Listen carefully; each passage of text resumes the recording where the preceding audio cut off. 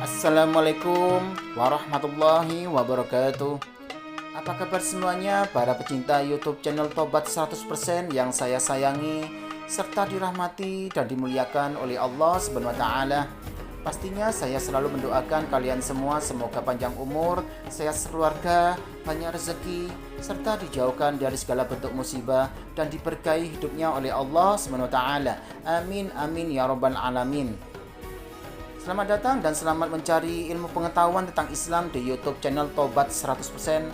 Kali ini Tobat 100% akan membahas tentang kemenangan Romawi yang diabadikan Al-Quran, pukulan telak untuk musyrik Mekah. Mari dengarkan penjelasan berikut ini.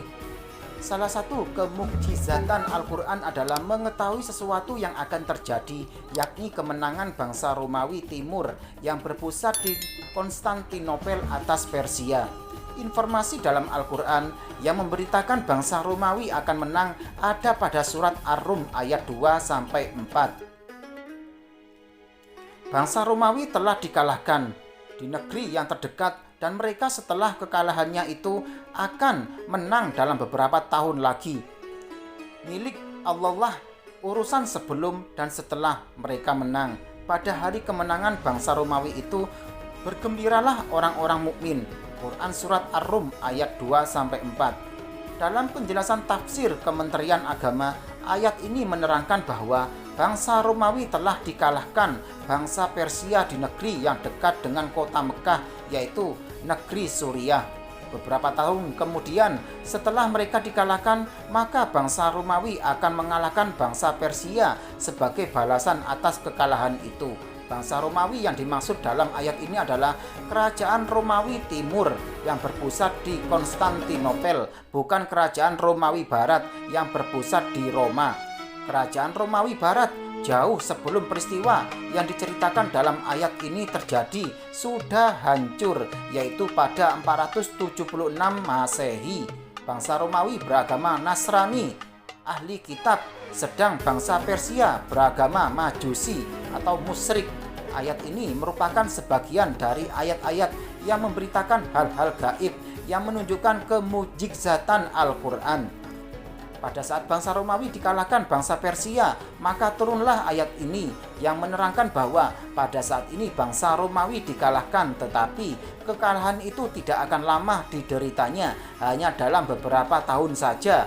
Orang-orang Persia pasti dikalahkan orang Romawi. Kekalahan bangsa Romawi ini terjadi sebelum Nabi Muhammad SAW hijrah ke Madinah. Mendengar berita ini, orang-orang musyrik Mekah bergembira, sedangkan orang-orang yang beriman dan Nabi Muhammad SAW bersedih hati. Sebagaimana diketahui bahwa bangsa Persia beragama Majusi yang menyembah api. Jadi mereka menyekutukan Tuhan. Orang-orang Mekah juga menyekutukan Tuhan dengan menyembah berhala. Oleh karena itu mereka merasa agama mereka dekat dengan agama bangsa Persia karena sama-sama mempersekutukan Tuhan. Sementara kaum muslimin merasa agama mereka dekat dengan agama Nasrani karena sama-sama menganut agama Samawi.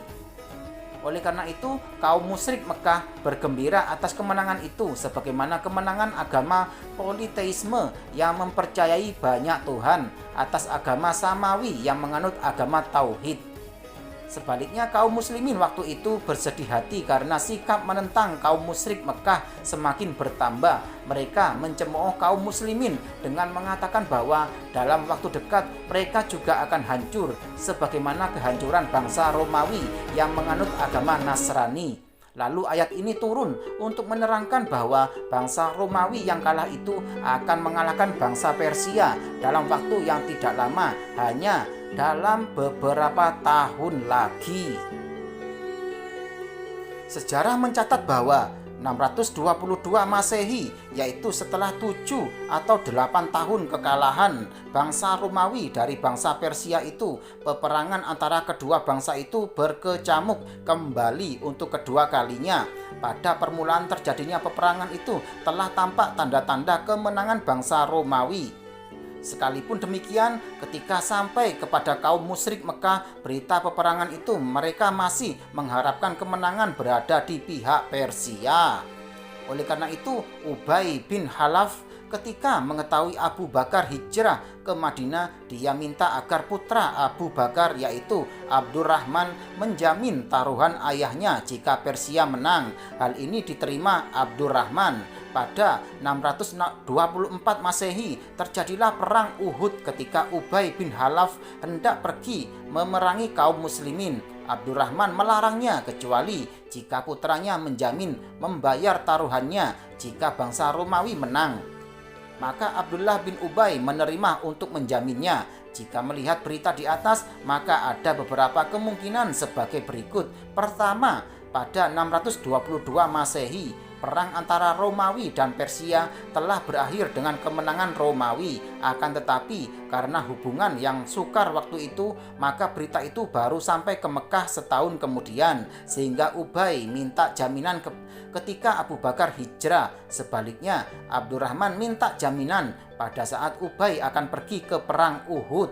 Kedua, peperangan itu berlangsung dari 622 sampai 624 Masehi dan berakhir dengan kemenangan bangsa Romawi. Dari peristiwa di atas dapat dikemukakan beberapa hal dan pelajaran yang perlu direnungkan dan diamalkan. Pertama, ada hubungan antara kemusyrikan dan kekafiran terhadap dakwah dan iman kepada Allah SWT.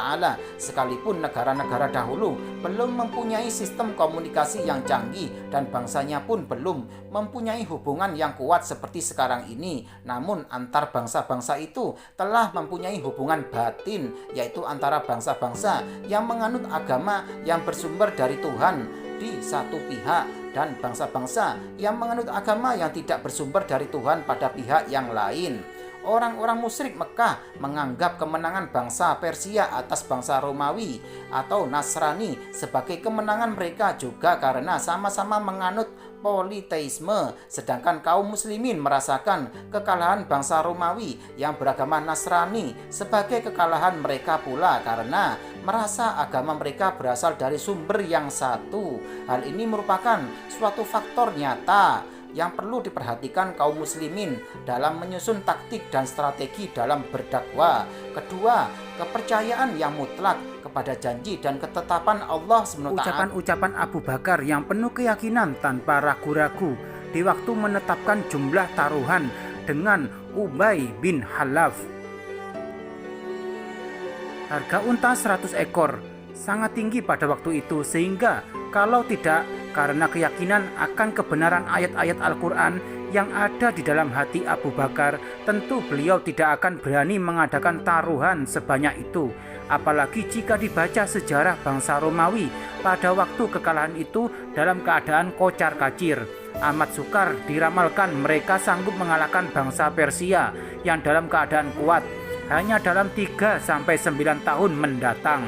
Keyakinan yang kuat seperti keyakinan Abu Bakar itu merupakan keyakinan kaum muslimin yang tidak dapat digoyahkan oleh apapun sekalipun dalam bentuk siksaan, ujian, penderitaan, pemboikotan, dan sebagainya.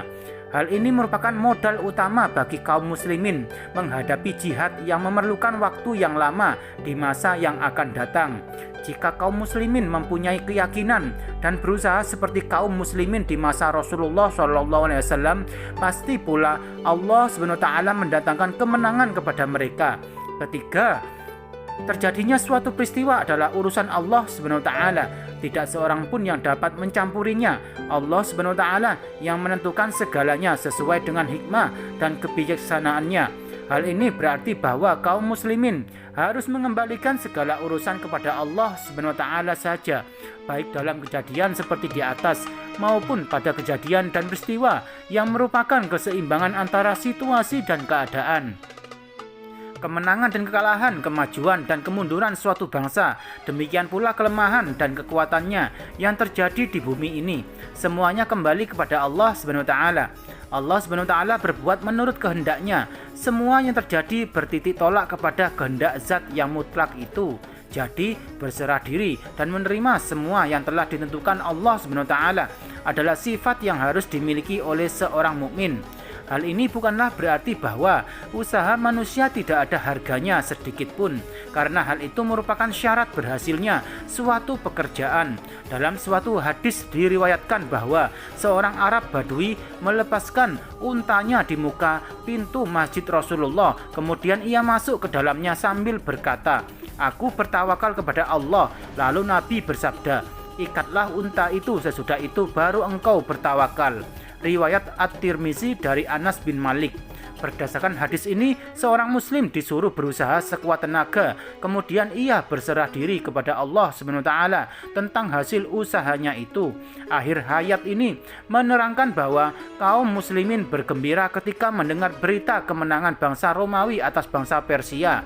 Mereka bergembira karena pertama, mereka telah dapat membuktikan kepada kaum musyrik Mekah atas kebenaran berita-berita yang ada dalam ayat Al-Quran.